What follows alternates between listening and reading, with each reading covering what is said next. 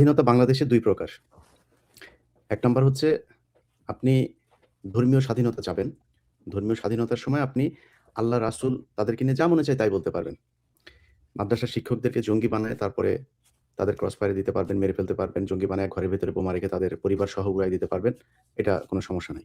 একজন হিন্দু যদি কোথাও পকেট মারতে গিয়ে মুসলমান এক মেয়েকে জোর করে আপনার ধর্ষণ করেছে, মুসলমান এক মেয়েকে আপনার মিথ্যা পরিচয় দিয়ে তারপরে তার সাথে প্রেম করতে গিয়েছে, তাকে ধরে থানায় দেওয়া হয়েছে। পুলিশ তার মামলা নেবে না।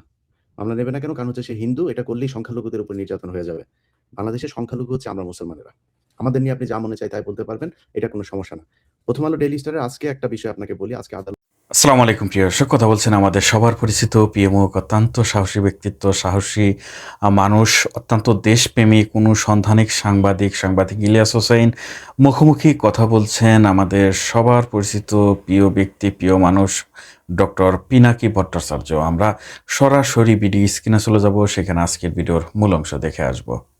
অগ্নিকাণ্ডের ঘটনা আমরা দেখলাম, সেখানে ঘুরে ফিরেই আপনাদের দুজনের নামই আমরা দেখতে পাচ্ছি। এই ঘটনাকে কেন্দ্র করে আপনাদের ভূমিকা কিংবা যে ধরনের মব তৈরির সরকারের একটি পক্ষ থেকে আমরা মব তৈরির যেই অভিযোগ শুনতে পাচ্ছি, সে বিষয়ে আপনার মন্তব্য, প্রতিক্রিয়া দিয়ে একটু শুরু করতে চাই ডাক্তার পিনাকি ভট্টাচার্য। ধন্যবাদ। প্রথমে আমি বলে নিই যে ওই দিন আমি কি করেছি, আমি কি বলেছি সেটার তো ডকুমেন্টেড এভিডেন্স আছেই, তাই না? আমার ফেসবুকে লেখা আছে। আমি একটা ইভেন লাইভ করেছি, সেই লাইভও আছে। তো এখন যদি এই এত কিছুর পরেও কেউ অন্য কিছু বলতে চায় বা শুনতে চায়, তাহলে আমার বলার কিছু নাই। আমি ওই দিন কি করেছি, কি ভূমিকা নিয়েছি, সেটা আমার ফেসবুক অ্যাকাউন্টে পরিষ্কারভাবে আছে, এখনো আছে।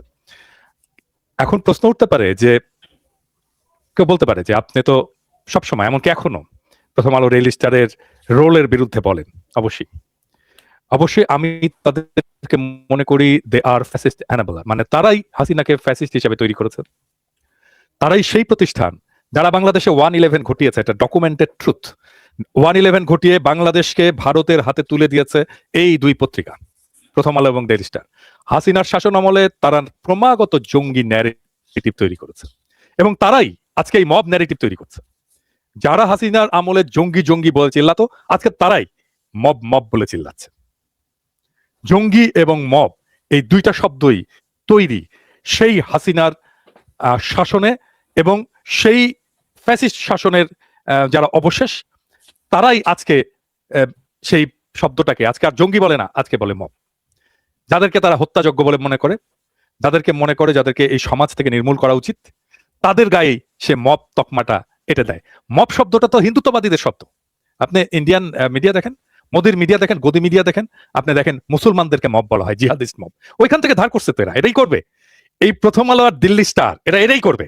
এই মব শব্দটা কারা নিয়ে আসছে আজকের আমাদের আলোচনায়? এরাই। এই প্রথম আলো দিল্লি স্টার এটা নিয়ে আসছে ইন্ডিয়া থেকে।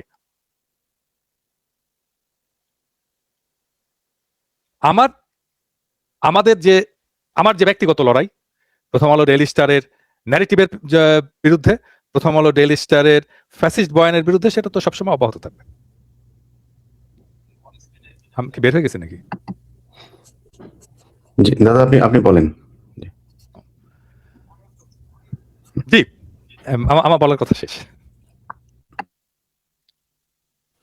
দুঃখিত, একটু যান্ত্রিক গোলযোগের কারণে আমরা সম্ভবত আমরা শুনছিলাম পিনাকি ভট্টাচার্য আপনার কথা। আমি যদি এটার সাথে একটু যুক্ত করি যে আপনি প্রথম আলোর সামনে যে জিয়াফতের ডাক দিয়েছিলেন এবং অনেকেই অভিযোগ করছেন যে এই এই ঘটনার এক ধরনের বৈধতা উৎপাদনে আপনার ভূমিকা থাকতে পারে কিংবা সেই ঘটনার এক্সটেনশন বলে অনেকে দাবি করছেন। প্রথম আলো ডেইলি স্টারের যে ভূমিকা, তাদের যে আমরা গত 15 বছরের ফ্যাসিবাদী আমলে আপনি যে তাদের ভূমিকার কথা বলছিলেন, তার বিরুদ্ধে কি আসলে কোনো যে প্রক্রিয়াগত যেই মানে সঠিক প্রক্রিয়া কোনো ব্যবস্থা নেওয়া হয়েছে কিনা কিংবা সেটি নেওয়ার সুযোগ ছিল কিনা, এখনই সেটি সম্ভব কিনা আসলে? না দেখেন, আমি তো ডেইলি স্টার নিয়ে কয়েকটা এপিসোড করেছি এবং একটা এপিসোডে আমি খুব স্পেসিফিক্যালি ডেইলি স্টার কি কি নিউজ ছেপেছে, কোন সময়, এমনকি ডেইলি স্টার তো এই বর্ষা বিপ্লবের সময় আমাদের আন্দোলনকারীদেরকে তো তারা দুষ্কৃতিকারী বলেছে, ডেইলি স্টার মাহফুজ আলম বলেছে। হ্যাঁ, মাহফুজ আলমের রোল নিয়ে তো আমি 38 মিনিটের সম্ভবত একটা এপিসোড করেছি এবং আমি বলছি এটা নিয়ে সম্ভব হলে 100 মিনিটের এপিসোড করা যায়, 100 ঘন্টার এপিসোড করা যায়। প্রথম আলো ডেইলি স্টারের বিরুদ্ধে জনগণের যে গণরোষ, এটা লেজিটিমেট গণরোষ আছে, এবং এই দুইটা পত্রিকার তো আসলে শাস্তি দেওয়া উচিত ছিল। আইন করে এর বিরুদ্ধে কমিশন গঠন করে এই দুইটা পত্রিকাকে শাস্তি আদালতে তোলা উচিত ছিল, মাহফুজা নাম এবং মতিউর রহমানকে। এটা তো হয়নি, বরং তারাই দাবি করে যে তারাই এই উপদেষ্টা পরিষদ তৈরি করছে, তারা উপদেষ্টাদেরকে নিয়ে যে বই টই ছাপায় টাপায় আর কি। হ্যাঁ, সো তারা পার্ট অফ পাওয়ার হয়েছে, যাদের শাস্তি পাওয়ার কথা ছিল তারাই পার্ট অফ পাওয়ার হয়েছে, এবং এটাই তো হয়েছে। এই জন্যই তো বিপ্লবটা ধ্বংস হয়েছে। প্রথম আলো ডেইলি স্টার গত 15 বছর শুধু নয়, 1/11 সময় থেকে যে কাজ করেছে বাংলাদেশের রাজনীতিতে, যেভাবে হস্তক্ষেপ করেছে, বাংলাদেশের রাজনীতিকে, বাংলাদেশের স্বার্থকে, বাংলাদেশ রাষ্ট্রটাকে যেভাবে ভারত রাষ্ট্রের কাছে তুলে দিয়েছে, তো রাষ্ট্রদ্রোহিতা। এই অপরাধের বিচার হতে হবে, প্লেন অ্যান্ড সিম্পল। এই অপরাধের বিচার না হওয়া পর্যন্ত মানুষের গণরোষ এই দুই প্রতিষ্ঠানের বিরুদ্ধে থামবে না। কিন্তু আমরা যদি নিকট ভবিষ্যতে আবার ক্ষমতার যে বাংলাদেশের যে গণতান্ত্রিক আমরা যে অভিযাত্রার স্বপ্ন দেখছি, সেখানে কি আসলে প্রথম আলো ডেইলি স্টারের বিরুদ্ধে আপনি যে অভিযোগগুলোর কথা বলছেন, তাতে আসলে কি কোনো ব্যবস্থা নেওয়ার সম্ভাবনা দেখছেন? আসলে বাংলাদেশের ডেমোক্রেসি স্টেবলই হবে না যদি প্রথম আলো ডেইলি স্টারের অপরাধের বিচার না হয়। Plain and simple. প্রথম আলো ডেইলি স্টারের অপরাধের বিচার না হলে বাংলাদেশের ডেমোক্রেসি স্টেবল হবে না, বাংলাদেশ ভারতীয় আধিপত্যবাদ থেকে মুক্ত হবে না, বাংলাদেশের ফ্যাসিস্ট শাসনের ফিরে আসার সম্ভাবনা এটা নষ্ট হবে না, এটা বন্ধ হবে না। সাংবাদিক ইলিয়াস হোসেন, আপনার কাছে এবার একটু যেতে চাই। বিশেষ করে এই ঘটনাকে কেন্দ্র করে, অগ্নিকাণ্ডের ঘটনায় আপনার নামটাই সবচাইতে বেশি সামনে আসতে আমরা দেখলাম, এবং তার পরবর্তীতে আপনার যে সামাজিক যোগাযোগ মাধ্যমের আপনার যে প্ল্যাটফর্মগুলো, সেগুলো বাংলাদেশে স্থগিত করা হয়েছে, কিংবা আপনি বাংলাদেশে এই মুহূর্তে আপনার যে সামাজিক যোগাযোগের প্ল্যাটফর্মগুলো আছে সেখান থেকে কথা বলার সেই সুযোগটি আসলে নেই। এই জায়গাতে আসলে যদি আমরা মানুষের বাকস্বাধীনতার কথা বলি, যেই বাকস্বাধীনতার ভিত্তিতেই আসলে আপনার বাংলাদেশের মানুষের সামনে কথা বলার অধিকার আপনি রাখেন, ঠিক একই বাকস্বাধীনতা কিংবা গণমাধ্যমের স্বাধীনতার জায়গা থেকে আসলে প্রথম আলো ডেইলি স্টারের যে দুর্ঘটনা অথবা যেই অগ্নিকাণ্ডের ঘটনা আমরা দেখলাম, সেটিকে আসলে আপনি কিভাবে দেখেন? দুটি, আপনাকে এবং প্রথম আলো ডেইলি স্টারের যেই পরিস্থিতি আমরা দেখলাম, এই দুটির কোনোটি কি আসলে বাক স্বাধীনতা কিংবা গণমাধ্যমের স্বাধীনতার জন্য স্বাস্থ্যকর কিনা?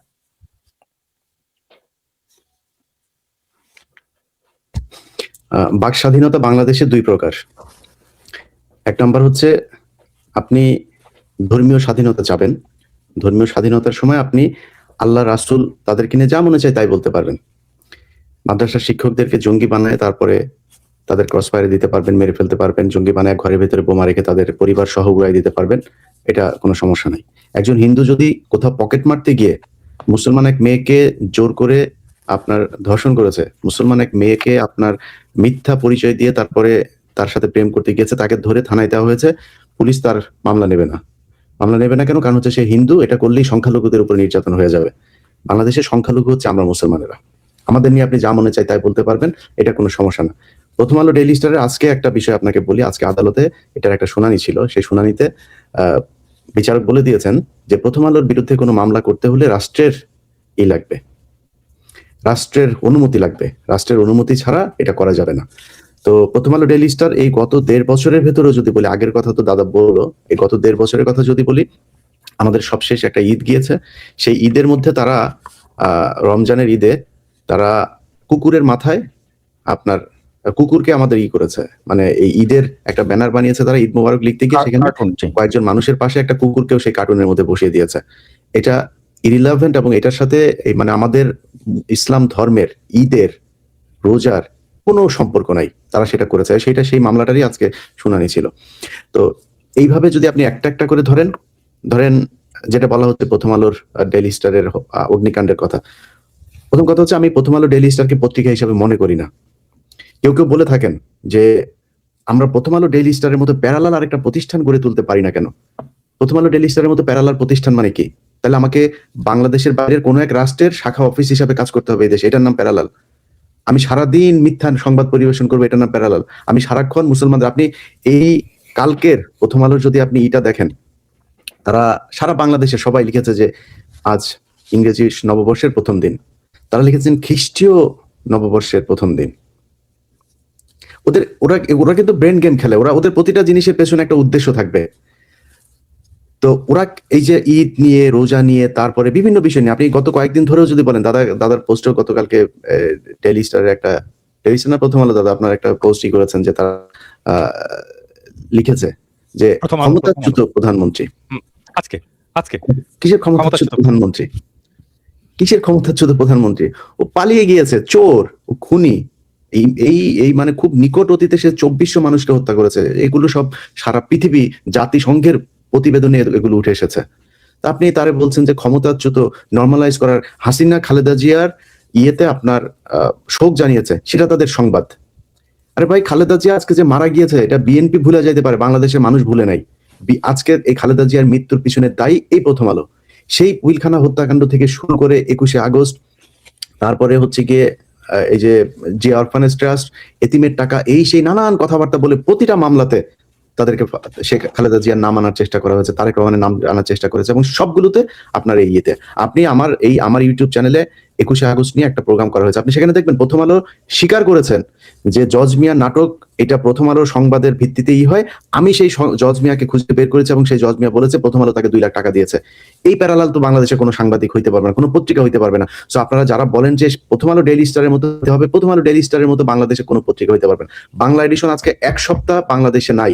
এই 1 সপ্তাহের ভেতরে তারা কেরানীগঞ্জে জঙ্গি আস্তানা খুঁজে বের করেছে। পরে জানা গেল কি, সেই আলামিন হচ্ছে গিয়ে আওয়ামী লীগের আমলে এই এটিইউ, তারপরে সিটিটিসি, এদের নিয়ন্ত্রিত যেই পুলিশের যেই গ্রুপটা ছিল ভারতের হয়ে কাজ করতো, তারা এই আলামিনকে বিভিন্ন মামলায় ব্যবহার করতো, বিভিন্ন ঘটনা ইনসিডেন্টে নিয়ে তাকে বসাতো। সে হলো মানে বোমা বানাতে পারে, তাকে দিয়ে একটা মামলা করা হতো এবং সব মামলাতে, অনেকগুলো মামলাতে সে আসামি। সেই আলামিনকে দিয়ে আবার ফের আজকে এই বোমা বানিয়ে তারপরে সেখানে নাটকটা সাজানো হলো। এই গত 1.5 বছরে বাংলা এডিশন রংপুর, সিরাজগঞ্জ, গাইবান্ধা, বিভিন্ন জায়গায় অন্তত 10টা জায়গায় প্রথম আলোর এই রংপুর, লালমনিরহাট অথবা কুড়িগ্রাম আমার মনে নাই, সেখানে প্রথম আলো সাংবাদিক গিয়ে হিন্দুদেরকে বলেছে যে আপনারা বাড়িঘর করেন, আপনারা টিন সব করেন, আগুন লাগান। সেগুলো প্রথম আলো সাংবাদিক ছবি তুলেছে আগুন লাগানোর পরে, তুলে তারপরে পরের দিনের পত্রিকা তারা নিউজ করেছে যে হিন্দুদের বাড়িঘরে সাম্প্রদায়িক হামলা। আমাদেরকে বলেছে যে তারা এই কাজগুলো করেছে। এইভাবে তারা যদি সাংবাদিকতা করে, এই সাংবাদিকতা করে তো বাংলাদেশে কেউ প্যারালাল হইতে পারবে না। আপনি যে অভিযোগের কথাগুলো বলছেন, মানে আমি যদি একটু এখানে যুক্ত করি, আপনি যে অভিযোগের কথা বলছেন ডক্টর ভট্টাচার্য যেটা বললেন যে এগুলো তো আসলে রাষ্ট্রদ্রোহিতা কিংবা ক্রিমিনাল অফেন্স, কিন্তু তার বিপরীতে মানে যেভাবে প্রথম আলো ডেইলি স্টার আসলে যে অগ্নিকাণ্ডের ঘটনা আমরা দেখলাম, তার মধ্য দিয়ে কি আসলে প্রথম আলো ডেইলি স্টারের কোনো পরিবর্তন কি আদৌ হবে, কিংবা এগুলোর আসলে সুবিচার হবে কিনা? সেক্ষেত্রে আসলে আচ্ছা, একটা আপনি কি আমাকে প্রশ্ন করলেন না দাদাকে? আপনার কাছে আমি একটা কথা বলি। আজকে যেই সরকার, যেই নপুংসক সরকার আজকে আপনার এই প্রথম আলো ডেইলি স্টারের ব্যাপারে, অগ্নিকাণ্ডের ব্যাপারে খুব প্রতিক্রিয়া দেখাচ্ছেন, এই সরকারের জন্ম কিভাবে? এই সরকার কি নির্বাচন করে এসছে? আজকে শফিকুল আলম কথা বলে, শফিকুল আলম এই সরকারের পার্ট হয়েছে কেন জানেন? শফিকুল আলম প্রথম ব্যক্তি যিনি কিনা এফপিতে আপনার করেছেন, এই সংবাদ করেছেন শেখ হাসিনা পালিয়ে গিয়েছেন। তা আমার তো তাহলে প্রধান উপদেষ্টা হওয়ার কথা। আমি তো সেই জুলাইয়ের 19 তারিখে বলেছি শেখ হাসিনা পালিয়েছে। আমি আমার সেই সোর্স থেকেই আমি জেনেছি যে সে যে পালাবে, তার পালানোর ব্যবস্থা করা হচ্ছে। তাহলে আমার প্রধান উপদেষ্টা বানাই দেন আপনারা। উনি এই এক পালানোর কথা বলে আপনাকে যদি আমার এই জায়গায় আজকে আপনাদের বাংলা এডিশনের দর্শক যারা আছেন, আমি সবাইকে কোশ্চেন করলাম, শফিকুল আলম নামে পৃথিবীতে একজন প্রাণী ছিল, এটা এই ইউনূস ক্ষমতায় আসার আগে কবে আপনারা জানতেন বলেন? আপনারা জানতেন? আমি জানতাম, আমি তাকে চিনতাম, আপনারা জানতেন কিনা? তার অবদান কি? এই গেল 2014 সালের পর থেকে ইলিয়াস হুসাইন কি করেছে, পিনাকি ভট্টাচার্য কি করেছে, যারা আরো অনেকেই আছে, আমার যাদের সাথে সম্পর্ক খারাপ তাদের অনেকেও আপনার এই সরকারের বিরুদ্ধে কথা বলেছে। শফিকুল আলম কি করেছে? তিনি আজকে বিভিন্ন জায়গায় গিয়ে তার টকশো দেখি আমি, সে যায় বলে যে এই ধরনের মববাজি এগুলো তো আমরা মবের মাধ্যমে এই সরকার ক্ষমতায় এসেছিস তোরা। সেই মবের সরকার তোরা যদি এটাকে মব বলিস তাহলে তোরা মবের সরকার। কোন নির্বাচনের মাধ্যমে এই সরকার আসে নাই। তা আপনি আমাকে শিখাচ্ছেন যে এখন এইটা করে তারপরে কি হলো? এই পত্রিকা অফিসে যদি কেউ, পত্রিকা অফিসে অগ্নিকাণ্ডের ঘটনা 1 দিন আর 2 দিনে হয় নাই। এই যে আজকে আমরা আইসিটি বলছি, গুম কমিশন বলছি, বিভিন্ন কমিশন হয়েছে, বিডিআর এর কমিশন, স্বাধীন তদন্ত কমিশন হয়েছে, কোটি কোটি টাকা খরচ করে সেখানে সেই কমিশনের এই রিপোর্ট প্রকাশ করা হয়েছে। সেই রিপোর্ট কই? সেই রিপোর্টের বেসিসে কি ব্যবস্থা নেওয়া হয়েছে? গুম কমিশনে আলেমদের, আমার পরিচিত অন্তত 10 জন আলেম গুম কমিশনে নালিশ করেছেন। কি নালিশ? তারা গুম ছিলেন। বাংলাদেশের সংবিধান বলছে আপনাকে যদি নাকি কোনো মামলায় বা কোনো কারণে, সেটা 54 হোক আর যেই কারণেই হোক, কোনো আইন শৃঙ্খলা বাহিনী আপনাকে যদি গ্রেফতার করে তাহলে 24 ঘন্টার মধ্যে নিকটস্থ ম্যাজিস্ট্রেটের আদালতে তাকে অ্যাপিয়ার করতে হবে। সেই আলেমরা 1.5 বছর, 2.5 বছর, 5 বছর ধরে কেউ জানে না পৃথিবীর কোথায় আছেন তারা। সেই অজ্ঞাত স্থানে থেকে প্রথম আলোর সাংবাদিক টিপু সুলতান, মহিউদ্দিন, মতিউর রহমান, এই ওর নাম কি, আরেকজন আছেন আমি ভুলে গিয়েছি নামটা, ওনারা ভিডিও কনফারেন্সে থেকে তাদের সাথে কন্ট্যাক্ট করতেন, তাদেরকে দেখানো হতো যে তারা কি ইন্টারোগেশনে কি বলছেন সেটা তাদেরকে, সেইটার উপরে বেসিস করে এই আপনার প্রথম আলো নিউজ করতো তাদের ইচ্ছা মতো, তারা যেই নিউজ করতো সেই শিরোনাম অনুযায়ী তাদের ব্যাপারে কথা বলা হতো। অমুক আনসারুল্লাহ বাংলা টিম নাকি ওইটা উনি সদস্য, অমুক অমুক জঙ্গি সংগঠনের সদস্য। প্রথম আলো যেটাই করতো সেটাই। 21শে আগস্টের গ্রেনেড হামলায় আমরা আমার ফেসবুক পেজে গেলেই দেখবেন সেগুলো, বাংলা এডিশন গত 2-3 দিন ধরে যে নিউজগুলো করেছে সেখানে প্রথম আলোর এই নিউজের সবগুলো দেওয়া আছে, পোস্টগুলো দেওয়া আছে, তাদের পত্রিকা কাটিং দেওয়া আছে। সেখানে প্রথম 2009 সালের এই ক্ষমতায় আসলো আওয়ামী লীগ, 2010 সালের জুন মাসে প্রথম আলো নিউজ করলো যে বাবর সম্পৃক্ত ছিলেন সন্দেহে আপনার বাবর আসামি হচ্ছেন সন্দেহে তারেক। পরের 21শে আগস্টের আগে 30 জন সহ তারেক রহমান সহ 30 জন নতুন আসামি, নতুন করে চার্জশিট দেওয়া হলো, সম্পূরক চার্জশিট দিয়ে তাদের নাম দেওয়া হলো, যেখানে কোনো সাক্ষী বলে নাই তারেক রহমানের নাম, বাবরের নাম, সাবেক মহাপরিচালক আপনার ডিজিএফআই রেজাকুল হায়দারের নাম, সাবেক মহাপরিচালক এনএসআই আব্দুর রহিমের নাম, সাবেক পুলিশের 3 জন চিফকে ধরা হয়েছে, কারোর নাম বলে নাই, সাক্ষী প্রমাণ কোনো জায়গায় কোনো কিছু নাই, তাদেরকে সেই মামলায় করা হলো। কেন করা হলো? এই প্রথম আলো তাদেরকে বলা হয়েছে। আজকে যারা কিনা সেই প্রথম আলোর ভূমিকাকে ভুলে গিয়েছেন, ভুলে যেয়ে তারপরে তাদের পত্রিকা অফিসে যে মায়াকান্না দেখাচ্ছেন, আপনাদের জন্য একদিন মায়াকান্না এই দেশের মানুষ দেখাবে। আপনার এই যে অভিযোগগুলোকে সামনে রেখে যদি পিনাকি ভট্টাচার্য, ইলিয়াস হোসেন যেই অভিযোগের কথাগুলো বলছিলেন এবং আপনিও যেই রাষ্ট্রদ্রোহিতার ব্যাপারে প্রথম আলো ডেইলি স্টারের যে ভূমিকার কথা বললেন, তাতে করে আসলে যদি আমরা যদি দেখি যে আদালতে মানে ইলিয়াস হোসেনের কথা উদ্ধৃতি করে আমি বলি যে রাষ্ট্রের অনুমতি ছাড়া আসলে তাদের বিরুদ্ধে কোনো মামলা করা যাবে না, সেই জায়গা থেকে আসলে রাষ্ট্রদ্রোহিতা কিংবা এই যে জঙ্গি নাটকের উস্কানি দাতা হিসেবে প্রথম আলো ডেইলি স্টারের বিরুদ্ধে যদি কোনো ব্যবস্থা নেওয়া নাই যায়, তাহলে ভবিষ্যৎ বাংলাদেশে আসলে যে পরিবর্তনের কথা আমরা বলছি সেই পরিবর্তনে আসলে কতটুকু পরিবর্তন আমরা দেখতে পাবো। একই সাথে বাংলা এডিশনের যেই এনওসি বাতিল করা হলো খুবই স্বল্প সময়ের মধ্যে, যেটি আসলে বাংলাদেশের ইতিহাসে একটি বিরল ঘটনা। কোনো গণমাধ্যমের এনওসি আসলে এত দ্রুত সময়ের মধ্যে বাতিল করা হয় কোনো ধরনের কারণ দর্শানোর নোটিশ না দিয়েই। তার মানে আমরা তো দেখতে পাচ্ছি যে আমাদের বর্তমান সরকার তারা আসলে খুবই অ্যাক্টিভ রোল প্লে করছে, যেখানে একটি গণমাধ্যমের এনওসি বাতিল করা সম্ভব হচ্ছে এত অল্প সময়ের মধ্যে। তাহলে প্রথম আলো ডেইলি স্টারের যে ভূমিকার কথা আপনারা বলছিলেন, তাতে করে আমরা এই সরকারের পক্ষ থেকে কি আদৌ কোনো ব্যবস্থা দেখেন, আমি একটা এক্সাম্পল দিই। আমি একটা ওই যে গতকাল নজরুল ইসলাম খানের যে বক্তব্য গত পরশু, একটু এটাকে পাওয়া গেছে আমার দেওয়া ইয়েটা। নজরুল ইসলাম খান সকলের সামনে টেলিভিশন ক্যামেরার সামনে সবার সামনে উনি বললেন ফ্যাসিবাদী হাসিনা। প্রথম আলো সেইটা নিয়ে নিউজ করলো, ফ্যাসিবাদী শব্দটা কেটে দিল। মানে দেখেন পরবর্তীতে সংশোধন অন রেকর্ড পরবর্তীতে তো ঠাপ খেয়ে সংশোধন করছে। এটা তো ঠাপ প্রত্যেক দিনই খায়। হ্যাঁ, ঠাপ না খেলে সংশোধন করতো না। মানে ওকে তো বলতে হবে যে পৃথিবীতে কোন গণমাধ্যম আছে মুখের কথা নাই করে দেয়। আমাদের তো মুখের কথা নাই করে দেয়। আমাদের তো কোনোদিন রেফার করতে দেখেননি, কোনোদিন দেখছেন আমাদের কোনো রেফার করতে দেখছেন প্রথম আলো ডেইলি স্টারকে? না, কোনোদিন রেফার করেনি। আমরা তো কিছু বলি না, সমাজ রাষ্ট্র সম্পর্কে আমরা কিছু বলি না। ওইখানে একটা গুরুত্বপূর্ণ একটা সমাবেশে, সবচেয়ে বাংলাদেশের ইতিহাসের সবচেয়ে গুরুত্বপূর্ণ একটা সমাবেশে ওইখানে অফিসিয়ালি যেই কথাটা বলা হয় সেটাও নাই করে দেয় এরকম গুরুত্বপূর্ণ মানুষের মুখ থেকে। ফ্যাসিবাদ বলা যাবে না হাসিনাকে। দেখেন, তাহলে এটাই হচ্ছে তাদের সম্পাদকীয় নীতি, কেটে দিচ্ছে ওই কথাটা। এবং এভাবেই তারা সত্য উৎপাদন করে। মানে আমি তো বলি এটা তো মিডিয়া না, এটা হচ্ছে সত্য উৎপাদনের কারখানা। তারা যেটাকে সত্য বলে প্রচার করে সেটাই সত্য হিসাবে বিরাজ করবে সমাজে। এটাই তারা চায়, তাদের এই মাতব্বরিতা চায়। আমরা এই মাতব্বরিতাকে চ্যালেঞ্জ করি জন্য আমরা খারাপ। মানে প্রথম আলো ডেইলি স্টারের ইয়ে করবে কিভাবে, মানে প্রফেসর ইউনূসের সরকার মানে তাদের বিচার করবে কি? মানে সংবিধান সংস্কার কমিটিতে ডাকা হয় মতিউর রহমানকে মতামত নেওয়ার জন্য, মাহফুজ আনামকে ডাকা হয় মতামত নেওয়ার জন্য। মাহফুজ আনামকে ডাকলেই শুধু হবে না, তার বউকেও ডাকতে হবে, মাহফুজ আনামকে বউকেও ডাকতে হয় মতামত নেওয়ার জন্য। আচ্ছা বলেন তো, মানে মাঝে মাঝে মনে হয় যে সমস্ত বলি যে ওই মতিউর রহমান, মাহফুজ আনামের বউ ও সংবিধান বুঝে, মানে ভাব দেখায় বুঝে, কিন্তু এরা তো আসলে কিচ্ছু বোঝে না, রাষ্ট্র বোঝে না, সংবিধান বুঝে না। আচ্ছা বলেন, আমাদেরকে ডাকছে একবার হাফ অ্যান আওয়ারের জন্য কথা বলার জন্য, ডাকেনি তো? এটাই তো সেই এলিট স্ট্যাবলিশমেন্ট, বেকুব, অপদার্থ, মূর্খ, এরা বাংলাদেশ রাষ্ট্রটাকে ধরে আছে, এটা ধরে আছে। এবং এই বাংলাদেশ রাষ্ট্রটাকে যখন আমরা দখল নিতে যাচ্ছি তখন আমাদেরকে মব বলতেছে, যখনই আমরা দখলটা নিতে যাচ্ছি তখনই আমাদেরকে মব বলতেছে।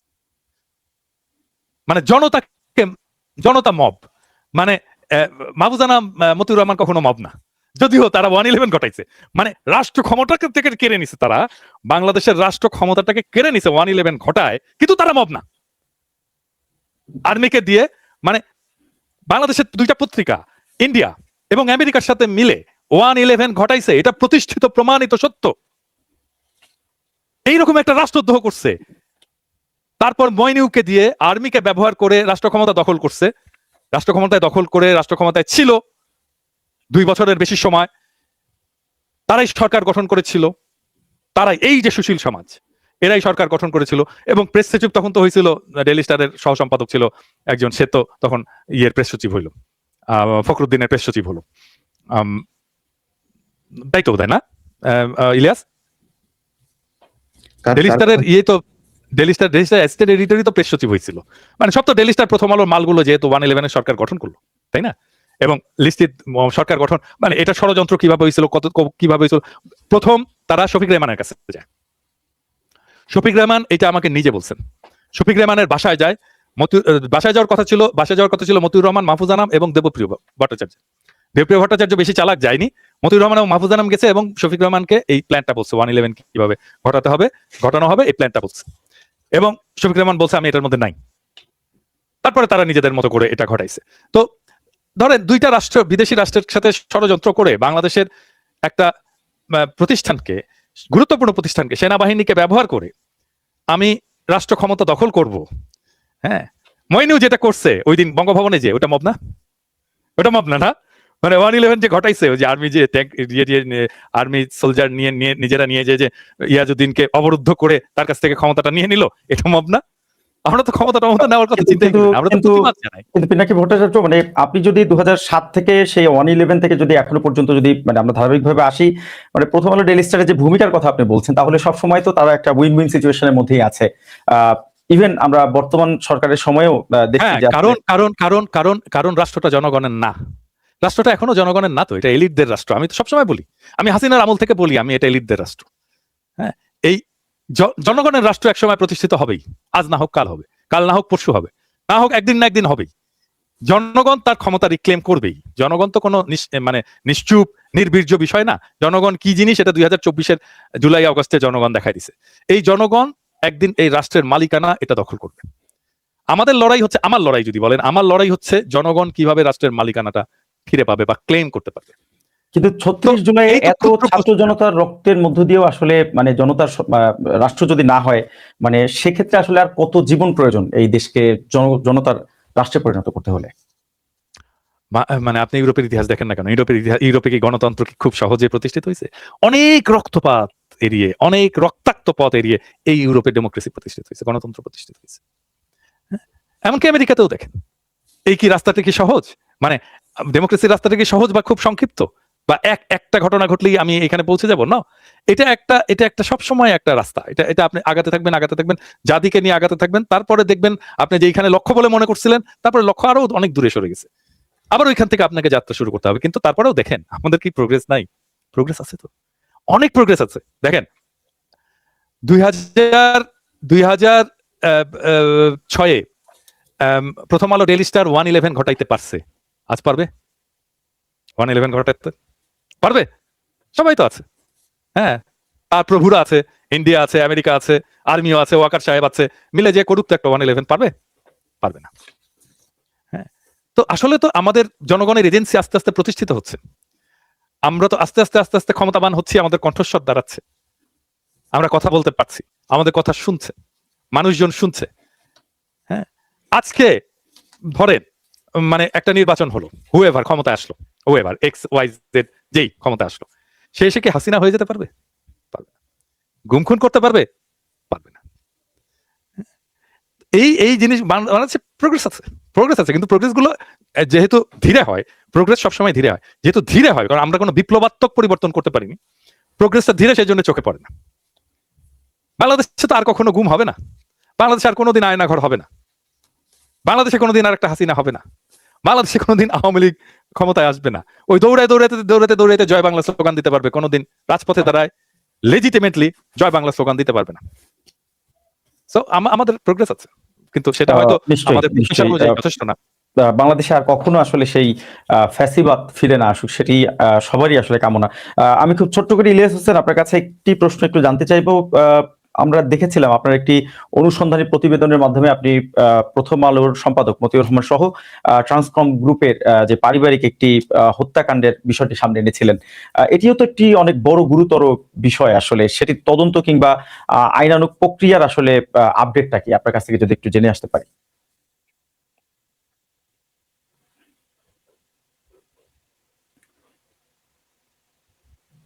ইলিয়াস হোসেন, আপনাকে একটু আনমিউট করে কথা বলতে হবে। দুঃখিত, আমি যেটা বললাম যে 111 এর কথা এই যে দাদা বলল যে মাহফুজ আনাম এবং মতির যেই ওদের যে ভূমিকা, মাহফুজ আনাম কিন্তু এই গেল বছর 2 আগে একটা ভিডিওতে সে সেটা স্বীকার করেছে যে 111 এর সময় ডিজিএফআই এর দেয়া সংবাদ আমাদের করা হয়নি, মানে করা ঠিক হয়নি, এটার জন্য আমরা ক্ষমা প্রার্থী। জি, নিজে স্বীকার করেছে। ক্ষমা চাইনি, বলছে আমার ভুল হয়েছে। রিগ্রেট করছে। It was my bad editorial judgment. Right, it was my bad editorial judgment. হ্যাঁ, ক্ষমা চাইনি, কিসের ক্ষমা চাইবো? ও ক্ষমা চাইবে কেন? ও তো ঈশ্বর, ও তো ফেরেশতা, ও স্বীকার করেছে, সে তার এই ভুলটাকে সে স্বীকার ব্যাড করেছে। Editorial judgement, bad editorial judgement শব্দের একেবারে পারলে কবিতা লিখে ফেলে আর কি। এখন আপনি একটা আমি ভুল করছি, মাপ চাই, ওই কথা তো ওরা বলবে না, আমরা বলবো, আমরা যারা এলিট না, আমরা বলবো। ঘটনা খালি একটা না, এরকম ঘটনা অনেক আছে। এই প্রথম আলো ডেইলি স্টারের বিরুদ্ধে ব্যবস্থা নেওয়া যায়। আপনি আজকে যেই সরকার কথা বলছে যে আমরা কেন এটার বিরুদ্ধে কথা বলছি, এটা করে রাষ্ট্রের খুব নাকি আমরা নাকি অস্থিতিশীলতা বিশৃঙ্খলা তৈরি করছি, এই রাষ্ট্রের বিশৃঙ্খলা এই সরকার তৈরি করেছে। একজন বাণিজ্য মন্ত্রী, মানে রাজনীতি যারা করবে তাদের আপনি শপথ দিবেন, তাদের আগে থেকে কন্ট্যাক্ট করে নিতে হবে যে আমরা রাষ্ট্রের থেকে কোনো সুবিধা প্রাপ্ত হব না। কিন্তু আপনি ইউনূসের সরকার, এটা হলো গিয়া নতুন ধরনের সরকার। আপনি বাণিজ্য মন্ত্রী থাকবেন, আবার আপনি বিমান মন্ত্রী থাকবেন, আবার নতুন এয়ারলাইন্সের লাইসেন্স নেওয়ার জন্য আপনি চাপ দিবেন তাদেরকে। আপনি বাণিজ্য উপদেষ্টার কথা বলছেন। বাণিজ্য উপদেষ্টা রেজওয়ানা, উনি এনজিও তেও থাকবেন, উপদেষ্টাও হবেন, বিভিন্ন কোম্পানি থেকে টাকাও নেবেন, আবার আওয়ামী লীগের দীপুর কাছ থেকেও টাকা নেবেন, দীপুর সব কোম্পানি ওনার জামাইয়ের নামে লিখে নেবেন, সবই করবেন, ওনারা সবকিছু করবেন, কোনো বিচার হবে না। এখন মানুষ যখন দেখবে যে আমরা যেই জন্য, ধরেন আমাকে যদি আপনি জিজ্ঞেস করেন আমি কেন হাসিনার বিরুদ্ধে কথা বলেছি, আপনি আমাকে যা মনে চায় বলবেন, আপনার রাইট আছে, আপনার এখন আওয়ামী লীগের প্রতি অনেক ভালোবাসা আছে। আমি আমার এই জাতীয় সঙ্গীত চাই না। আমি তো ভাই এই দুর্নীতি কে করবে না করবে এগুলো নিয়ে আমি বিএনপি যখন ক্ষমতায় আসে নাই তখনই বলেছি যে বিএনপি আওয়ামী লীগ আমাদের দেশের মানুষের চরিত্রই এটা, আপনি না চাইলেও করাপশনের সাথে আপনাকে জড়ায় যাইতে হবে, কোনো না কোনো ভাবে জড়ায় যাইতে হবে আপনাকে। এখন আপনি যখন এই জিনিসগুলো পাবেন না, এই মানুষেরও তো অনেক চাওয়া ছিল, সেই মানুষের এই চাওয়াগুলো যখন পূরণ হয় নাই, তারা তো তখন আইন হাতে তুলে নেবে। আপনি যে বললেন যে প্রথম আলো ডেইলি স্টারের উপরে অগ্নিকাণ্ডের ঘটনা, কেন মানুষের ক্ষোভ আপনি তো সামাল দিতে পারবেন না। আজকে এই গেল 15 দিন ধরে আমার ফেসবুক পেজ, ইউটিউব চ্যানেল, মানে কত উপর লেভেল থেকে করলে এটা করা যায়, আমি তো গত এই 10 বছর ধরে দেখছি যে ইউটিউব চ্যানেল, ফেসবুক পেজ এগুলো কিভাবে কি করতে হয়। এটা অবাক করার বিষয় যে এত উপর লেভেল থেকে তারপরে আমাদের ফেসবুক পেজ, ইউটিউব চ্যানেলের বিরুদ্ধে লাগা হয়েছে কেন? কারণ কথা বলতে দেওয়া হবে না। কথা বলতে দেওয়া হবে না কেন? আমরা হইলাম গিয়া সব ওনাদের বিরুদ্ধে কথাবার্তা বলি, আমরা দেশের বিশৃঙ্খলা তৈরি করি। এই গেল 15 মাসে মনে করেন কথার কথা আমরা খুব বিশৃঙ্খলা করি, আমি আর পিনাকি দাদা আমরা দুজন সারাদিন বিশৃঙ্খলা করি, দেশের অস্থিতিশীল পরিস্থিতি তৈরি করে রাখি। আপনি বলেন তো আমরা দুইজন এই গত 1.5 বছরে কয়জন মানুষকে হত্যা করেছে? এই ইউনূস সরকারের সময় সব মিলায় শুধুমাত্র নদীতে ডুবিয়ে এই অজ্ঞাত লাশ পাওয়া গেছে 38 জনের। এই গেল 15 বছর, কয়দিন আগের জরিপ এটা, সব মিলিয়ে প্রায় 450 মানুষ খুন হয়েছে। আচ্ছা, কয়দিন আগে যেই ব্যক্তিরা আপনাদের কাছে বারবার তাদের নিরাপত্তা চেয়েছে, যাদের কারণে আপনি আজকে উপদেষ্টা হতে পেরেছেন, সেই ব্যক্তিকে হত্যা করা হয়েছে। হত্যার পরে সেই হত্যাকারীকে আপনারা নির্বিঘ্নে এই দেশের ভেতরে লুকিয়ে রেখেছেন, ধরছেন না। আমি গতকালকে খুব নির্ভরযোগ্য একজন পুলিশ কর্মকর্তার কাছে শুনলাম, হাদির যে হত্যাকারী ফয়সাল, তাকে ডিওএইচএস এর একজন ব্রিগেডিয়ার জেনারেলের বাসায় রাখা হয়েছে, এবং সেই ব্রিগেডিয়ার জেনারেলের বাসায় পুলিশ সেই লোকেশন আপনার ঠিক করে তারপরে তাকে বলেছে যে এই বাসায় আছে, তারা এই বাসায় করতে চায়, তাদেরকে তাৎক্ষণিক সেই বাসায় যেতে দেওয়া হয় নাই, বাধা দেওয়া হয়েছে। হতে পারে তাকে হয়তো সেখান থেকে এখন সরিয়ে দেওয়া হয়েছে, আছে কিনা সেটা তারা বলতে পারবে। সো এই যে নিরাপদ একটা রাষ্ট্র যে স্বাধীন করে দিল, তার খুনিকে যে নিরাপদ জায়গা করে দেয়া এই রাষ্ট্রের, সে রাষ্ট্রের বিরুদ্ধে তো মানুষ বিপ্লব করবেই। আপনি যদি এটাকে মব বলেন, তাহলে মব আপনার কাছে মব, কারণ আপনি সেটাকেই মব বলবেন যেটা আপনার ক্ষমতাকে চ্যালেঞ্জ করবে। আপনার ক্ষমতা যতক্ষণ ঠিক থাকবে ততক্ষণ আপনি সেটা শান্তিপূর্ণ মনে করবেন। এটা হাসিনাও করতো, এটা হিটলারও করেছে, এটা সারা পৃথিবীতে সবাই করে। অতএব এই সরকারও যেই একনায়কতন্ত্র, যেই ফেসিবাদের যেই মানে প্রথম যে শুরুটা, সেই শুরুটা তারা আমাদেরকে দিয়ে করেছে। আপনার কি অনুসন্ধানী প্রতিবেদনের বাংলা এডিশন হচ্ছে গিয়ে আপনার বিশৃঙ্খলা তৈরি করার জন্য নাকি বাংলা এডিশনই করেছে। বাংলা এডিশনকে কবে কোন মন্ত্রী কোন উপদেষ্টা আমাদেরকে শর্ত দিয়েছিল যে প্রথম আলোতে যদি অগ্নিকাণ্ড হয় তাহলে সেটা প্রচার করা যাবে না? বাংলা এডিশনকে এরকম কোনো শর্ত দেওয়া ছিল নাকি? প্রথম আলোকে কি বলে দেওয়া আছে নাকি যে আপনি এই নিউজ করতে পারবেন, এই নিউজ করতে পারবেন না, যা ঘটে আমি সব দেখাইতে পারবো? আমি নিজে কি করেছি নাকি সেটা? বাংলা এডিশন করেছে সেটা। আমারে যদি নাকি আপনি দোষ দেন, আমারে দোষ দেন, কোনো সমস্যা নেই। বাংলা এডিশন কে? আমি বাংলা এডিশনের কি? আমি বাংলা এডিশনের কিছু নাকি? আচ্ছা ইলিয়াস, এখানে একটা ছোট্ট প্রশ্ন করি, সরি ফর ইন্টারাপশন। মানে আমি আমার ফেসবুকে দেখছি আর কি, বাংলা এডিশনের কোনো একজন সাংবাদিককে নাকি দেখা গেছে ওইখানে।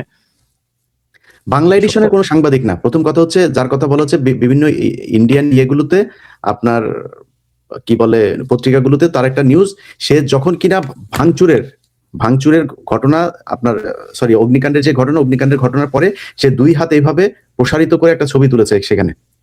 এখন কে ভাঙচুর করেছে, কি করেছে, আমি ওই আলাপেই যাব না, আমি কৌশলগত কারণে ওই আলাপেই যাব না। কিন্তু কোনো মানুষ এক জায়গায় ভাঙচুর হচ্ছে, সেইখানে এটা কি অপরাধ নাকি এভাবে হাত তুলে ছবি তোলা? তাকে কেউ ভাঙচুর করতে দেখেছে? সে কাউকে ভাঙচুর করতে বলেছে এরকম কোনো ছবি আছে? এটা হচ্ছে প্রথম কথা। আর দ্বিতীয় কথা হচ্ছে যে এই ছেলে আমাদের বাংলা এডিশনের কোনো রিপোর্টারও না, কোনো কিছুই না। সে আমার সাথে তার একটা খুব ভালো সম্পর্ক। সে দেশের বাইরে থাকে, কিছুদিনের জন্য দেশে এসছে, সে সৌদিতে থাকে, কিছুদিনের জন্য দেশে এসছে, এবং তার কাছে আমার ফেসবুক পেজ, ইউটিউব চ্যানেলে সে আমার অ্যাডমিন, আমার ফেসবুক পেজ। গণমাধ্যমে বাংলা এডিশনের সে কোনো না, বাংলা এডিশনের কোনো এমপ্লয়ি না সে। না, সে আমার খুব ঘনিষ্ঠ, আমার ফেসবুক পেজ, ইউটিউব চ্যানেলের অ্যাডমিন। সে আমার খুবই ক্লোজ একটা ছোট ভাই। কিন্তু পিনাকি ভট্টাচার্য, মানে আপনার প্রশ্নের সাথে কথা হচ্ছে দাদা যে কেউ যদি নাকি এক জায়গায় অগ্নিকাণ্ডের ঘটনা ঘটেছে, সে এইভাবে একটা ছবি তুলেছে, এই ছবিটাই সবখানে। কিন্তু কোন গণমাধ্যম কর্মীর সংশ্লিষ্টতা যদিও প্রমাণ পাওয়া যায়, তার ভিত্তিতে কি একটি গণমাধ্যমকে আসলে বন্ধ করে দেওয়া যায় কিনা, সেটিও তো একটি বড় প্রশ্ন। না, সেটা তো বটেই। আমি তো পরের দিনই ওইটা লিখেছি যখন আমি এটা জানতে পারলাম যে এটা এনওসি বাতিল করা হয়েছে, যে বাংলা এডিশনের অপরাধ থেকে। তখন আমাকেই আবার ওই ছবিটা পাঠিয়ে বলা হয়েছে যে প্রবাবলি এই কারণে। আমি সেই জন্য বললাম, যেহেতু একটা রেকর্ড থাকবে, সেই জন্য বললাম এটার একটা জবাব থাকা উচিত ছিল। পরিষ্কার আমার মনে হয়। আমরা একটু পিনাকি ভট্টাচার্য আপনার কাছে আসতে চাই, বাংলাদেশের যে সমসাময়িক রাজনীতির যে পালাবদলগুলো চলছে সেই প্রসঙ্গে কথা বলতে। আমরা গতকালকের একটি খুবই আলোচিত এবং আলোড়িত একটি প্রসঙ্গ একটু সামনে আনতে চাই আপনার মাধ্যমে।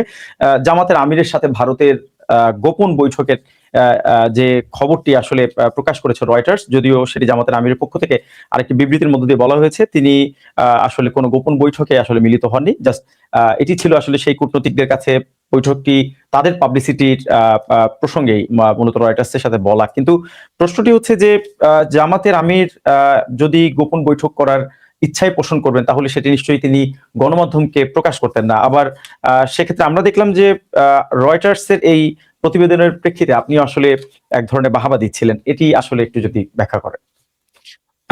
দেখেন, বাহাবা দেওয়াটা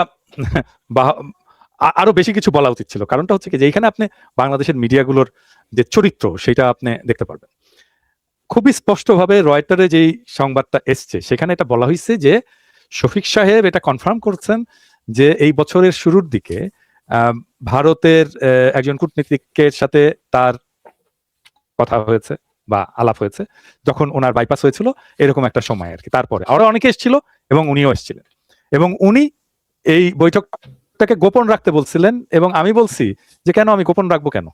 সবার সাথেই তো আমার কথা হয়েছে, সবগুলি আমরা প্রকাশ করেছি, আমি কেন গোপন রাখবো? তো নিউজটা তো এইটুকুই, এর বেশি কিছু না, কিন্তু এটুকুই। এবং এইটা হয়ে গেল যে জামাতের আমির গোপন বৈঠক করেছেন। হ্যাঁ, মানে গোপন বৈঠক করে সেটা ফাঁস করে দিয়েছেন। জি, কতখানি মিথ্যাচার। মানে কূটনীতিক বলছিল যে এই বৈঠকের কথাটা গোপন রেখেন, এবং আমি বলতেছি আমাকে ধরেন আজকে আপনার আর আমার সাথে কথা হচ্ছে, আপনি আসছেন আমার এখানে এসে আপনি বললেন, মানে ঘটনাটা এরকম, আপনি আমার বাসায় আসছেন, বাসায় এসে আমার সাথে কথাবার্তা বলছেন, কথাবার্তা করে বললেন যে দাদা আমি যে আসছিলাম এটা কিন্তু বললেন না কাউকে। তখন আমি বললাম যে কেন ভাই বলবো না কেন, আরো অনেকেই তো আসে। আরো অনেকে এসছে, সবার কথাই বলছে, আপনার কথা কেন বলবো না? স্পষ্ট থাকা, পরিষ্কার থাকা উচিত। আমি একজন পাবলিক ফিগার, আমার কাছে আসছেন আপনি, আমি কেন এটা গোপন রাখবো? এই কথাই তো বলছে, মানে পত্রিকায় রয়টার্স এটাই জি আসছে তো, জি মানে এইটাকে বলছে যে গোপন বৈঠক করা হয়েছে। এটা তো এত বড় মিথ্যাচার, এত বড় টুইস্ট, এইটা তো মানে কি আর বলবো, কি আর বলবো। পিনাকি ভট্টাচার্য, আপনার ব্যাপারে মানে আরেকটি এই মানে ভদ্রলোক এই ভদ্রলোক এই ভদ্রলোক এই ভদ্রলোক একটু কি বলবো, এই ভদ্রলোক একটু সরল ভাবে কথাবার্তা বলেন তো, সেই জন্য বোধহয় সবাই পেয়ে গেছে আর কি। সেই জন্য আমি ওনাকে বাহবা দিছি, বলছি যে ঠিক করছেন, এটা হয়েছে, আহ, ভালো হয়েছে। আপনার ব্যাপারে আসলে অনেক সময় আপনার বিভিন্ন আপনার যে বয়ান আসলে আপনি যেটি আপনার ফলোয়ারদের জন্য যেটি আসলে আপনি দেন, সেখানে আমরা অনেক সময় দেখি জামাতের প্রতি আপনাকে কিছুটা সফট মনে হয়। আসলে জামাতের সাথে কি আপনার কোনো বোঝাপড়া আছে কিনা? অনেকের এটি একটি বড় প্রশ্ন। পিনাকি আমি ভট্টাচার্য। একটা সম্পূরক প্রশ্ন করি। এটা আচ্ছা, আমার একজন 2 দিন আগে মানে বলতেছে যে দাদা নাকি হ্যাঁ, বলো বলো। জামাতে নির্বাচন করবে, বুঝছেন? আমি হাসলাম। এটা আরো বড় খবর। জি। জি বলেন। তো নির্বাচন নমিনেশন ফর সাবমিশনের ডেট তো পার হয়ে গেছে। তো এটা যে না, এটা যে গুজব এবং এটা যে মিথ্যা কথা, সেটা তো আমরা সবাই জানি। আচ্ছা, 2 নম্বর বিষয় হচ্ছে যে আম, বাংলাদেশে এমন কোন রাজনৈতিক দল নাই যার আমি নির্মম সমালোচনা করিনি, ইনক্লুডিং জামাত। হ্যাঁ, সেই সমালোচনা আমি এখনো করি। আমার জামাত প্রসঙ্গে খুব ক্লিয়ার কিছু ক্রিটিসিজম আছে। আমি সেগুলো এই কিছুদিন আগে, আপনি ধরেন খুব বেশি না, আপনি যদি আমার গত মাস তিনেকের ভিডিও দেখেন, এর মধ্যেই আছে। আমি এক্সাক্ট ভিডিওটার কথা বলতে পারছি না, মাস তিনেকে বেশ কয়েকটা ভিডিও আছে। জামাত ইসলামের লোকেরা যখন আমার সাথে কথা বলে, আমি তাদেরকেও বলি, তখনও এগুলো বলি। যেমন আজকের অনুষ্ঠানের সময় আমি বলতে চাই যে 1971-এ জামাতের যে ভূমিকা, এইটার একটা স্পষ্ট ব্যাখ্যা লাগবে, স্পষ্ট ন্যারেটিভ লাগবে জামাতের ইসলামের তরফ থেকে। 1947-এ পাকিস্তান আন্দোলনের বিরোধিতা করেছিল জামাত ইসলাম, সেটার একটা স্পষ্ট ব্যাখ্যা লাগবে। এগুলো আমার ভিডিওতে, বেশি দিন আগের কথা না। মানুষ তো আমাকে 2013-র ভিডিও দেখায়, আমি এইটা এখনকার এই সময়ের ভিডিওতে বলেছি। আমার 2013-র একটা ভিডিও কিন্তু আওয়ামী লীগাররা দেখায়। আমি তখন ওইখানে জামাতকে অভিযুক্ত করছি কয়েকটা প্রশ্নে। আমার সেই অভিযোগ স্টিল আমার অভিযোগ ভ্যালিড। আমি এটা জামাতকে বলি যে 1971-এর 25শে মার্চ একটা গণহত্যা হয়েছিল কিনা, টেক্সট বুক রেফারেন্স হয়েছিল। ইয়েস, জামাত এটা অস্বীকার করে না। আমি তখন তাদেরকে দ্বিতীয় প্রশ্নটা করি, আপনারা কখনো মানে ওই 1971-এর 25শে মার্চ থেকে 1971-এর 16 ডিসেম্বরের মধ্যে আপনারা কখনো এই গণহত্যার জন্য নিন্দা জানাইছিলেন? বলে না, আমরা জানাইনি। তাহলে এইখানেই তো আপনার একটা মরাল ফেলিওর, আপনাকে এটাকে স্বীকার করতে হবে। 2 নাম্বার হচ্ছে যে 1971-এর 25শে মার্চের পর থেকে 1971-এর 16 ডিসেম্বর পর্যন্ত যে প্রভিন্সিয়াল গভর্নমেন্ট ছিল, এই গভর্নমেন্টও তো আপনাদের মন্ত্রী ছিল, আপনাদের দলের মন্ত্রী ছিল, দলের লোক ছিল মন্ত্রী হিসেবে। তো তাহলে 1971-এ পাকিস্তানিরা যা যা করেছে, এটাই তো আপনার দায় চলে আসে এমনিতেই, তাই না? এটা আপনাকে এই দায়টা তো নিতে হবে। এখন এটা আপনি কিভাবে নেবেন? এটা তো আমি তার জামাত করি না, আমি তার এটা বলে দেবো না, এটা ওনাদেরকেই বলতে হবে। তো এই সমালোচনাটা ভ্যালিড সমালোচনা, তো এটা এই সমালোচনাটা আমার এখনো আছে, আমি এখনো বলি ওনাদেরকে এটা। এবং এইটাকে স্পষ্ট করা, এইটা ক্লিয়ার করা, যদি নিজেদের দায় থাকে সেটাকে স্বীকার করা, এটা এখনই সময়, এখনই রাইট টাইম। কিন্তু পিনাকি ভট্টাচার্য, আরেকটি ইন্টারেস্টিং ব্যাপার যদি একটু দেখি, যে জামাতের সমালোচনা করার জন্য ঘুরে ফিরে 71-এই কেন বারবার ফিরে যেতে হয় আসলে? মানে জামাতের সমালোচনার জন্য সমকালীন কোনো বিষয় কি আসলে নেই, যেটি নিয়ে আসলে আমরা তাদের রাজনৈতিক আমাদের প্রতিপক্ষদেরকেও 71টা না, ঠিক আছে, আই গেট ইউর পয়েন্ট। দেখেন, আমি যে জামাতের সমালোচনা করলাম এখন 71 নিয়ে, সে সমালোচনা কি বিএনপি করতেছে? না, কিন্তু বিএনপি সমালোচনার ভাষা কিন্তু সেটা না। বিএনপি অন্য কিছু বলে, আওয়ামী লীগ কিন্তু অন্য কিছু বলে সমালোচনা করে। আমি কিন্তু কমপ্লিটলি একটা ডিফারেন্ট অ্যাঙ্গেল থেকে আমি সমালোচনা করছি, ক্রিটিসিজম করছি। আর আমার ক্রিটিসিজমের পার্ট কিন্তু শুধু 71 না, আমার ক্রিটিসিজমের পার্ট কিন্তু 47। জি। হ্যাঁ, আমি বলছি, আমি জামাতের নেতাদেরকে বলছি, কর্মীদেরকে বলি আর কি, যে দেখেন, আপনারা 47-এর পাকিস্তান আন্দোলনটা কি ছিল? যে ভারতের নির্যাতিত বা পটেনশিয়ালি নির্যাতিত সংখ্যালঘুদের জন্য আমাদের একটা আলাদা রাষ্ট্র দরকার, তাদের নিরাপত্তার জন্য। এটাই তো পাকিস্তান আন্দোলনের মূল কথা। মানে সেই পাকিস্তান তো শুধু মুসলমানদের আবাসভূমি ছিল না, এটা দলিতদেরও আবাসভূমি ছিল। হ্যাঁ, দলিত এবং মুসলমানরা একসাথেই পাকিস্তান আন্দোলন করছিল। যোগেন মন্ডল তো একসাথে মুসলিম লীগের সাথে আন্দোলন করছিল। যোগেন মন্ডল পাকিস্তানের মন্ত্রী হয়েছিল, থাকতে পারেনি, সেটা অন্য বিষয়। তো তাহলে আপনি আজকে আপনি বোঝেন যে আজকে ভারতে মুসলমানরা নির্যাতিত, আপনি 47-এ বুঝলেন না কেন? তাহলে তখন কেন জিন্নার বিরোধিতা করলেন? আমার ইয়েটা কিন্তু জামাতকে ছোট করার জন্য না, জামাতকে লজ্জা দেওয়ার জন্যও কিন্তু না। আমার সমালোচনাটা হচ্ছে আমি নিশ্চিত হতে চাই আপনি ভবিষ্যতে এই একই রকমের ভুল আর করবেন না। পলিটিক্যাল মিস্টেক তো স্বীকার করতে হয়, আমরা তো কেউই ফেরেস্তা না। জামাতের লোকেরা কিন্তু আবার বলে আমরা তো ভুল করতেই পারি এতে। আমি বলি হ্যাঁ, সেটাকে আপনি একটা ন্যারেটিভ আকারে তো আপনাকে সমাজের কাছে বলতে হবে, একটা ন্যারেটিভ আকারে বলতে হবে। খুবই পরিষ্কার। আমাদের কাছে আসলে আরো বেশ কিছু প্রশ্ন আছে। আমরা একটু ইলিয়াস হোসেন, আপনার কাছ থেকে আপনার ব্যক্তিগত বিষয়ে আসলে প্রশ্নটি না করলেই নয়। আপনার বিরুদ্ধে আরেকটি অভিযোগ শোনা যায় যে আপনি মানুষের চরিত্র হননের চেষ্টা করে থাকেন, বিশেষ করে নারীদের বিরুদ্ধে চরিত্র হননের মতো অভিযোগ আপনার ব্যাপারে করা হয়। কারোর সাথে কারো একান্ত ব্যক্তিগত আলাপ যদি থাকে কিংবা কোনো সম্পর্ক যদি থাকে, আসলে সেটি নিয়ে আসলে আগ্রহী হওয়াটা কতটুকু যৌক্তিক, সেই প্রশ্নটিও রয়েছে আপনার ব্যাপারে। আবার একটু আনমিউট করে কথা বলতে হবে ইলিয়াস হোসেন। আমি ধন্যবাদ। আমি আসলে চরিত্র হনন করি না, আমি দুশ্চরিত্র হনন করি। এখন আপনি আমার ব্যক্তিগত আক্রমণের কথা বলবেন, যারা এই কথাগুলি সুন্দর করে লেখে তাদের 3 দিন আগের পোস্টে যাবেন, যাই দেখবেন যে অনেক মানুষের ব্যক্তিগত জীবন নিয়ে করেছে। আচ্ছা, দাদা আজ থেকে কয় বছর আগে কোন এক নারীর সাথে তার সম্পর্ক ছিল, সেই সম্পর্কের বিষয় টেনে এনে তারা নানান ধরনের এআই দিয়ে ভিডিও টিডিও বানায় টানায় নানান কিছু করে না, এগুলো করে। এটা তো ব্যক্তিগত সমস্যা নাকি? আচ্ছা, আমার নিজের ব্যক্তিগত জীবন নিয়ে কোনোদিন দেখেন নাই আপনি? এই সোশ্যাল মিডিয়াতে দেখেছেন না? এটা ওরা করে নাই, ওরা শুরু করেছে এটা। এই ব্যক্তিগত চরিত্র হননের মাধ্যমে শুধু সোশ্যাল মিডিয়াতে কথা বলা না, এই দেশে ফাঁসি হয়ে গিয়েছে, জানেন এটা? শহীদ মতিউর রহমান নিজামী, তিনি নাকি কোন নারীকে ধরে হরিণ সহ নিয়ে পাঞ্জাবিদের ক্যাম্পে নিয়ে দিয়ে এসেছে, সেটার উপরে বেসিস করে তার ফাঁসি হয়েছে। দেলোয়ার হোসেন সাইদি, যেই ব্যক্তিকে দেলু রাজাকার নামে আরেকজনের নাম সাজিয়ে তার সাক্ষীকে কোর্টের সামনে থেকে তুলে নিয়ে যাওয়া হয়েছে ভারতে, ওটা ব্যক্তিগত আক্রমণ না? ব্যক্তিগত চরিত্র হনন না? ওইটা চরিত্র হনন। আর আমি যেটা হনন করি সেটা হলো দুশ্চরিত্র হনন। এখন বলবেন যে কেন করে? আপনি কি মনে করেন যে আমার কাছে খালি এই যেগুলো দেখাইছি এগুলোই আছে, আর এর বাইরে কোনো কিছু নাই, আর কারোর কোনো কিছু নাই? দেখাই নাই কেন? আপনি এই ভিডিও ফুটেজ আর এইসব এই নগ্ন এগুলো দিয়েই এই দেশের রাজনীতি কন্ট্রোল করে ভারত। বহু নেতা আছে, বহু নেতা, তারা চায় না ভারতের পক্ষে কাজ করতে, মোচড় দেওয়ার সুযোগ নেই। আপনি মোচড় দিলে ভাই এই যে এটা কিন্তু বের করে দেবে, এর আগে বের করাও হয়েছে এরকম অনেকের। আওয়ামী লীগ সরকারের সময় আপনি কি মনে করেন ওই যে ডাক্তার মুরাদ, এটা কি এমনিতেই বের হলো? এই যে 2 দিন আগে আপনার মাহফুজুর রহমানের ডিজিএফআই এর ভাতাপ্রাপ্ত যারা আছে তারা মাহমুদুর রহমান ভাইয়ের আপনার পাসপোর্ট করলো। মাহমুদুর রহমান কি ফকিন্নি নাকি? মাহমুদুর রহমানের ইয়েতে যায় তারপরে 2.5 লাখ টাকা খরচ করে, এখন তো টার্কিতে আপনার $4 লাখ সেখানে সিটিজেনশিপ নিতে লাগে, তখন $2.5 লাখ লাগতো, একসময় $1 লাখ লাগতো। তো মাহমুদুর রহমান তো জমিদার, মাহমুদুর রহমানের ওই ক্ষমতা নাই। মাহমুদুর রহমানের শ্বশুরের কয়েক হাজার কোটি টাকার মালিক মাহমুদুর রহমান, সেগুলো মাহমুদুর রহমান নিজেও তো সেই কবে থেকে উনি শাহিনপুকুরের সিইও, ওনার নিজের একটা সিরামিক কোম্পানি ছিল নিজের। উনি তো ভেসে আসে নাই রে ভাই, উনি মানে বাংলাদেশের বড় বড় পদে, উনি প্রধানমন্ত্রীর উপদেষ্টা ছিলেন। তো উনি কি মাঠ থেকে উঠে আসছে নাকি যে ওনার $2.5 লাখ জোগাড় করা? $2.5 লাখ মানে কি তখনকার দিনে? এখন তো 125 টাকা করে ডলার, তখন ছিল 80 টাকা 85 টাকা। মাহমুদ ভাই যখন টার্কিতে সিটিজেন হয়েছে তখন 80 টাকা 85 টাকা ছিল ডলার। তো কত ছিল মনে করেন? 1.5 কোটি টাকা ছিল। 1.5 কোটি টাকা দিয়ে সে সিটিজেন হয়েছে। এটার নাম চরিত্র হনন। আপনি যখন কোনো মানুষ দেশের জন্য ইলিয়াস, এটা মানে ওইখানে যে প্রশ্নটা আনছে, সে প্রশ্নটা হচ্ছে যে বাংলাদেশ থেকে তো টাকা বের করা যায় না, বাংলাদেশ ব্যাংকের পারমিশন লাগে।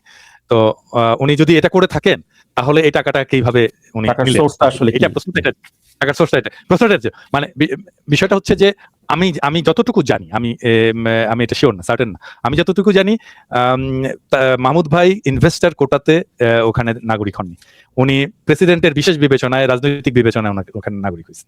হ্যাঁ, এটা আমি যতটুকু জানি। ওনার খুব ঘনিষ্ঠ লোকজন সেখানে যারা আছেন, মাহমুদ ভাই তো আমাদের দূরের কেউ তো না। আমি জানি উনি কিভাবে হয়েছেন, এটা আমি মোটামুটি নিশ্চিত। কিন্তু আমি আলাপে যাচ্ছি না যে উনি কিভাবে টাকা এনেছেন। আমি বললাম কি, ধরেন আমার বাবার যদি নাকি দেশে যদি 10 কোটি টাকার সম্পত্তি থাকে, আমি যুক্তরাষ্ট্রের একজনের যদি বলি, আমার অবস্থান থেকে আমি একজনকে এখন চাই যে ভাই $5,000 লাগবে, একটু দেওয়া যাবে কিনা। এখন আরেকজন দেখা গেল যে তার সামাজিক অবস্থানটা, তার অর্থনৈতিক এই নিরাপত্তাটা এতটুকু নাই, সে যদি যায় বলে যে ভাই আমারে $500 দিতে হবে, তাহলে ধার দিবে না। আমার চাইতে যার অর্থনৈতিক অবস্থা ভালো সে যদি বলে 1 মিলিয়ন, ধরেন এখন যদি মেঘনা গ্রুপ এখানে এসে একজনের কাছ থেকে টাকা নেবে, তার জন্য তো $1 বিলিয়ন কোনো ব্যাপার না, $1 মিলিয়ন কোনো ব্যাপার না। ঠিক আছে, সে জানে যে দেশে আছে। সে কিভাবে এনেছে তার কি জানতে চেয়েছে নাকি? যে মাহমুদুর রহমান টাকা এনেছে কিনা, কিভাবে? কোনো কিছু না, জাস্ট পাসপোর্টটা। আপনি এই যে ওনার পাসপোর্টটা যে আপনি দিলেন, এটা কি মানে ইথিক্যাল? এটা আপনি দিতে পারেন? একজন ব্যক্তির পাসপোর্ট আপনি পাবলিক করলেন, আপনার যদি নাকি মনে করেন সেখানে সে টাকা পাচার করেছে, মানি লন্ডারিং করে, সে তুরস্কে টাকা নেয়, ওরে গ্রেপ্তার করেন, ওনার বিরুদ্ধে মামলা করেন। না, মাহমুদ ভাই যে টার্কির নাগরিক এটা কে না জানতো? সেটাই তো। ওই ওই অনুসন্ধানী সাংবাদিক ছাড়া আর কে না জানতো? সম্ভবত ও একাই জানতো না এটা, মাহমুদ ভাই যে টার্কির নাগরিক। হ্যাঁ, মাহমুদ ভাই যখন টার্কিতে গেছেন, নাগরিকত্ব পেয়েছেন, আমরা সবাই জানি, সবাই জানি। উনি নিজেই বলছেন, এমন না যে উনি ওনাকে জিজ্ঞেস করে প্রশ্ন করে আমাদেরকে জানতে হয়েছে, তা না। উনি নিজেই বলছেন যে উনি টার্কির নাগরিকত্ব পাইছেন, এবং উনি কেন টার্কিতে গেলেন সেটারও কিন্তু ব্যাখ্যা দিচ্ছেন। উনি তো ফ্রান্সে আসতে পারতেন, উনি ইউরোপে আসতে পারতেন, উনি ইংল্যান্ডে যাইতে পারতেন, আমেরিকায় যাইতে পারতেন, কোথাও যাননি। আরো সুযোগ সুবিধা বেশি ওইসব দেশে। হ্যাঁ, আরো সুযোগ সুবিধা বেশি। এবং আমি এই প্রসঙ্গে একটা খুব ইন্টারেস্টিং বিষয় বলি। উনি বলছিলেন যে আমি আমি এমন একটা দেশে যেতে চাই যেখানে আমি আজানের শব্দ শুনতে পারবো। এবং ট্রু, মানে আমি তো ইস্তাম্বুলে ছিলাম ওই যখন হাদি মারা যায়, এবং সবাই জানেন যে, এবং আমি ওই ইস্তাম্বুলে আমি এতদিন পরে প্রথম এতদিন পরে আমি আজানের শব্দ শুনলাম মসজিদ থেকে। আমার যে কি ভালো লাগলো তখন, মানে এমন না যে আমি রিলিজিয়াসলি আমার খুব ভালো লাগছে, তা না। মানে আমি তো সেই ছোটবেলা থেকে আজানের শব্দ শুনে শুনে শুনে শুনে শুনে শুনে বড় হয়েছি এতদিন পর্যন্ত। মানে এটা আমার মনের মধ্যে, আমার স্মৃতির মধ্যে এমন ভাবে গেঁথে আছে আজানের শব্দটা, যে যখন আসলো মানে আমার যে এত ভালো লাগলো তখন। এটা আপনার জন্য মানে এটা একটা নস্টালজিয়াও। এটা একটা নস্টালজিয়া, এটা একটা কল্পনা করা যায় না যে আমার এত ভালো লাগছে। এবং আমি ইস্তাম্বুলে আবার যাব, আমি শুধু আজানের শব্দ শোনার জন্য যাবো। মানে আমি যদি দেশে যেতে না পারি অফকোর্স, তাহলে আমি শুধু আজানের শব্দ শোনার জন্য আমি ইভেন মাহমুদুর রহমান তুরস্কে যাওয়ার আগেও তিনি দীর্ঘদিন মালয়েশিয়াতেও ছিলেন, যেখানে তিনি তার পিএইচডি সম্পন্ন করেছিলেন। সেটিও একটি মুসলিম দেশ। উনি খুব সম্ভবত মুসলিম দেশের বাইরে অন্য কোনো দেশ কখনো বেছে নেননি। যাই হোক, আমরা বাংলাদেশের রাজনীতির প্রসঙ্গে আবার একটু আসি। পিনাকি ভট্টাচার্য, এনসিপি শেষ পর্যন্ত যে জামাতের সাথেই জোট করলো, নির্বাচনী যে সমঝোতা যেটি আসলে হলো, সেটির সফলতা কতখানি দেখছেন? আমি প্রথমে এই শব্দটার ব্যাপারে একটা আপত্তি জানাই রাখি। এনসিপি জামাতের সাথে জোট করেননি, একটা বৃহত্তর জাতীয়তাবাদী ফ্রন্ট গঠিত হয়েছে। সেই ফ্রন্টে জামাত পার্ট, এনসিপিও পার্ট, অন্যান্য ইসলামী দলও পার্ট, এবি পার্টিও পার্ট। হ্যাঁ, এবং এই বৃহত্তর জাতীয়তাবাদী ফ্রন্টের পার্ট শুধু রাজনৈতিক দলগুলো নয়, অনেক সিভিল সোসাইটির লোকেরাও। মানে সেই অর্থে আপনি বলতে পারেন আমি নিজেকে এই বৃহত্তর জাতীয়তাবাদী ফ্রন্টের সাথে নিজেকে অ্যালাইন্ড মনে করি। তারা মনে করে কিনা আমি জানি না, কিন্তু আমি নিজেকে অ্যালাইন্ড মনে করি এই বৃহত্তর জাতীয়তাবাদী ফ্রন্টের সাথে, এবং আমি তাদের সাফল্য কামনা করি। প্রথম প্রশ্ন হচ্ছে যে এই বৃহত্তর জাতীয়তাবাদী ফ্রন্টটা ফলাফল কেমন করবে, ভোটে ফলাফল কেমন করবে। এটা আমার একান্ত ব্যক্তিগত মত, আমার ইনটিউশন বলা যেতে পারে। আমার একান্ত ব্যক্তিগত মত যে এই বৃহত্তর জাতীয়তাবাদী ফ্রন্টই প্রধান ধারা হয়ে উঠবে, বাংলাদেশের আকাঙ্ক্ষাকে তারা ধারণ করবে। এবং তার সাথে যারা সিভিল সোসাইটির পার্ট আছে, আমি তো যাদেরকে চিনি, যারা নিজেদেরকে অ্যালাইন করে তার সাথে, হ্যাঁ, তারা মিললে, তারা একসাথে, এখনো এটাকে ক্রিস্টালাইজড হয়নি, কিন্তু তারা যদি একসাথে মিলে এই ফ্রন্টটার পাশে দাঁড়ায়, তাহলে এটা একটা অপ্রতিরোধ্য শক্তি হয়ে উঠবে আর কি।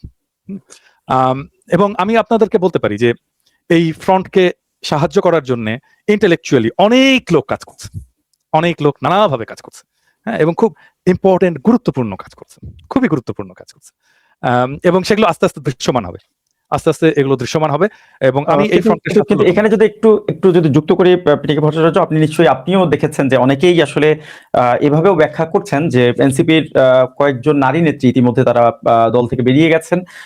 এনসিপির যে নিজস্ব রাজনৈতিক সক্রিয়তা ছিল সেটিও আসলে এই ফ্রন্টে, আপনি যেভাবে বলছিলেন, ফ্রন্টের সাথে যুক্ত হওয়ার মধ্য দিয়ে আসলে সেটিও হারালো কিনা, এবং এনসিপি ভেঙে নতুন করে আবার আরেকটি দল বেরিয়ে আসতে পারে এনসিপির মধ্য থেকে, সেটির সম্ভাবনা কতটুকু দেখছেন?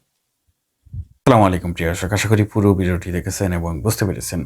অত্যন্ত সুন্দর আলোচনা করা হলো, জ্ঞানগর্ভ আলোচনা করা হলো। কথা বলেন আমাদের সবার পরিচিত পিএমও অত্যন্ত সাহসী ব্যক্তিত্ব ডক্টর পিনাকি ভট্টাচার্য। কথা বললেন আমাদের সবার পরিচিত পিএমও অত্যন্ত সাহসী ব্যক্তিত্ব আর ইলিয়াস হোসাইন, অনুসন্ধানিক সাংবাদিক।